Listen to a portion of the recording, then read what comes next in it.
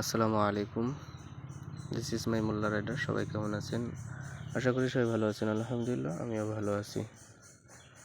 আজকে যে বাইকটা দেখতেছেন, এই বাইকটা হচ্ছে আমাদের মাদ্রাসার মাওলানা হুজুরের ভাইয়ের, হাফেজ মাওলানা মোহাম্মদ আশরাফুল ইসলাম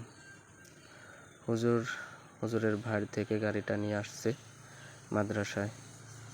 মাদ্রাসার ওয়াজ মাহফিল আছে সামনে, যে জন্য হচ্ছে একটু ব্যস্ত থাকবো, তাই নিয়ে আসছিলেন।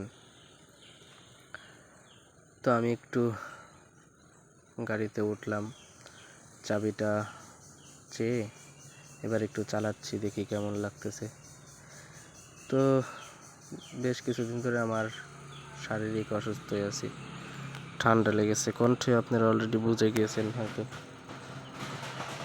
কণ্ঠের পরিবর্তন চলে আসছে। নাকের অবস্থাও ভালো না, নাক এটকে যায়, নাকি কয় আটকে যায়, আমাদের ভাষা নাক আটকে যায়। রাত্রে ঘুমাইতে গেলে নাকের মধ্যে শীতও পড়ে, পরিষ্কার করতে হয় বারবার।